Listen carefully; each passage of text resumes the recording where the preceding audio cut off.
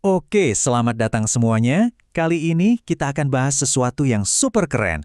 Sebuah takdir bangsa yang udah tertulis di petanya sendiri. Kita akan ngobrolin soal takdir geografis Indonesia. Coba deh, pernah kepikiran nggak gimana ceritanya satu negara kepulauan yang isinya ribuan pulau loh bisa punya kekayaan alam dan budaya yang wow, luar biasa banget. Dari harimau di satu pulau sampai hewan berkantung di pulau lain. Dari candi-candi kuno sampai tradisi maritim yang hidup. Apa sih rahasianya? Nah, jawabannya kalau kita lihat peta ini, ternyata simple tapi juga dalam banget. Kuncinya itu ya, geografi. Coba bayangin, posisi Indonesia ini kan unik banget ya. Dia itu kayak jembatan, tapi sekaligus juga tembok pemisah antara dua benua raksasa, Asia dan Australia. Plus, diapit sama dua samudera gede, Pasifik dan Hindia. Lokasi inilah yang jadi panggung buat semua cerita menakjubkan yang bakal kita bongkar. Oke, untuk ngerti ceritanya dari awal, kita harus gali lebih dalam lagi. Beneran gali loh, kita harus lihat kekuatan dahsyat apa yang membentuk pulau-pulau ini dari bawah. Yuk, kita mulai dari fondasi tektoniknya. Oke, pertama-tama ada istilah penting nih yang harus kita pegang. Letak geologi. Ini bukan cuma soal lihat di peta doang ya, ini lebih ke dalamannya bumi. Jadi, ini soal struktur bebatuan dan pergerakan lempeng-lempeng bumi yang jadi fondasi dari segalanya. Dan disinilah ceritanya jadi seru banget.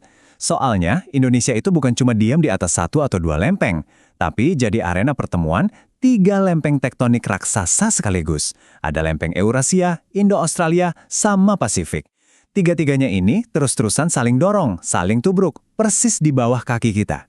Nah, tabrakan dahsyat inilah yang melahirkan cincin api Pasifik, zona paling aktif di dunia buat urusan gunung berapi dan gempa.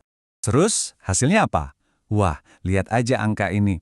Ada lebih dari 130 gunung berapi aktif. Itu paling banyak di seluruh dunia loh. Tentu, ini ada risikonya ya, kayak gempa dan letusan. Tapi, ini kayak pedang bermata dua. Abu vulkanik yang sama, yang kadang menakutkan, itu jugalah yang selama ribuan tahun bikin tanah di sini subur banget. Contohnya di Jawa, yang akhirnya bisa menopang peradaban agraris yang maju. Nah, dari kekuatan di perut bumi, kita naik ke permukaan. Dan di sini kita nemuin salah satu akibat paling keren dari semua proses geologis tadi. Ada sebuah garis imajiner yang membelah dunia hayati jadi dua. Namanya garis Wallace. Kenapa? Karena ditemukan sama seorang naturalis hebat, Alfred Russel Wallace. Jadi, pas dia lagi jalan-jalan di Nusantara, dia sadar ada yang aneh. Kok bisa ya hewan dan tumbuhan di satu sisi kepulauan ini beda banget sama yang di sisi lainnya? Kayak ada tembok tak kasat mata gitu. Nah, ini dia penemuan Wallace yang bikin heboh itu. Di sebelah barat garis Wallace, di wilayah yang secara geologis nyambung ke Asia, kita nemuin fauna yang khas Asia banget. Ada harimau, gajah, orangutan. Tapi, begitu kita nyebrang sedikit ke timur, wush, dunianya langsung berubah. Di sana, kita malah nemuin fauna yang lebih mirip sama Australia. Ada hewan berkantung kayak kuskus, terus ada burung-burung eksotis kayak maleo dan cendrawasih. Beda banget kan? Dan kalau kita lihat di peta, garis ini tuh jelas banget posisinya. Dia lewat di selat antara Bali dan Lombok, terus antara Kalimantan dan Sulawesi. Padahal jaraknya dekat banget loh, tapi perbedaan hewannya drastis. Ini bukti nyata banget gimana sejarah geologi jutaan tahun lalu masih nentuin kehidupan sampai detik ini. Jadi, tabrakan lempeng tektonik plus adanya garis Wallace ini, hasilnya apa? Hasilnya itu kayak laboratorium evolusi raksasa. Dan dari situ lahirlah ledakan keanekaragaman hayati yang hampir nggak ada tandingannya di dunia. Yuk kita masuk ke bagian ketiga, harta karun alam. Coba kita lihat angka-angka ini sebentar.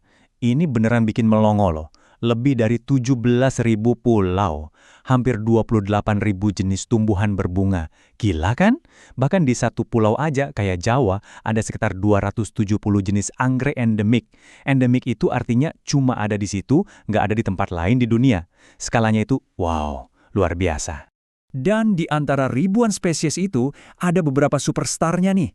Ada naga di dunia nyata, si komodo. Ada kerabat dekat kita, orang utan. Ada badak Jawa yang super langka. Terus, bunga paling gede sedunia, Rafflesia arnoldi. Belum lagi harimau Sumatera, jalak Bali, cendrawasih. Masing-masing ini tuh kayak mahakarya evolusi. Dan semuanya rumahnya ya di Indonesia. Oke, geografi itu jelas ngebentuk alam. Tapi nggak cuman itu. Geografi juga nentuin takdir manusia. Nah, posisi strategis Indonesia ini udah bikin dia jadi tempat pertemuan banyak banget budaya selama ratusan, bahkan ribuan tahun. Jadi sekarang kita geser sedikit nih. Tadi kita bahas letak geologi, apa yang ada di bawah tanah. Sekarang kita ngomongin letak geografis. Posisi Indonesia dibandingin sama tempat-tempat lain di dunia. Dan berada persis di tengah-tengah jalur perdagangan dunia antara timur dan barat itu bukan hal sepele. Itu faktor penentu banget dalam sejarahnya. Garis waktu ini ngasih kita gambaran singkatnya. Jauh sebelum ada Google Maps, kepulauan ini udah terkenal sebagai Kepulauan Rempah. Ini pusatnya perdagangan cengkeh dan pala dunia. Nah, bareng sama barang dagangan, datang juga ide-ide baru. Pedagang dari India bawa pengaruh Hindu-Buddha yang melahirkan kerajaan-kerajaan besar kayak Sriwijaya dan Majapahit. Terus, pedagang Muslim datang memperkenalkan Islam yang menyebar luas dengan damai.